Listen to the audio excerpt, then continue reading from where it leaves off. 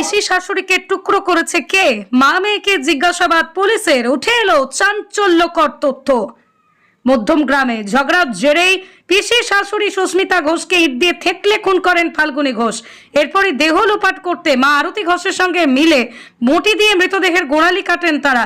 টুকরো করা হয় দেহ, ট্রলি ব্যাগে ভরে গঙ্গায় ফেলতে গিয়েই ধরা পড়ে যান। পুলিশি তদন্তে উঠে এলো এবার চাঞ্চল্যকর তথ্য।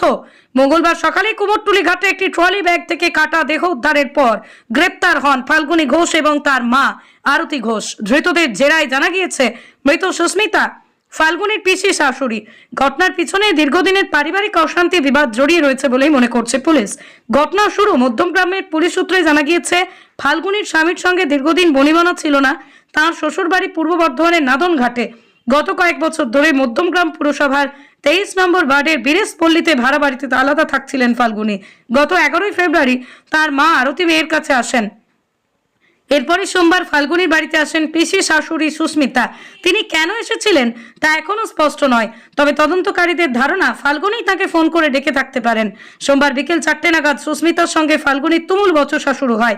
এর মধ্যেই দেওয়ালে ধাক্কা লেগে সুস্মিতা অজ্ঞান হয়ে পড়েন। জ্ঞান ফিরলে তাদের মধ্যে হাতাহাতি হয়। এই সময় ফাল্গুনী ইট দিয়ে শাশুড়ির ঘাড়ে মুখে আঘাত করেন যাতে তার মৃত্যু হয়। দেহ লোপাটের পরিকল্পনা ছিল কিন্তু হলো না। আর প্রতিবেশীদের বক্তব্য, এদিন বারাসাত পুলিশ জেলার এসডিপিও বিদ্যাগর আজিঙ্কমা আনন্ত ফাল্গুনীর বাড়িতে যান।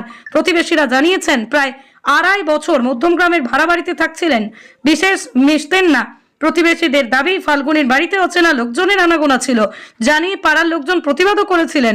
হিসেব মতোই মার্চেই শেষ হওয়ার আগেই ভাড়া বাড়ি থেকে উঠে যাওয়ার চুক্তিও ছিল। তদন্তে কি উঠে আসবে?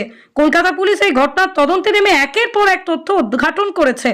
সুস্মিতার মৃত্যুর আসল কারণ ও খুনের পিছনে তার উদ্দেশ্য জানতেই তৎপর পুলিশ। এই ঘটনা এলাকায় তীব্র উত্তেজনার জন্ম দিয়েছে।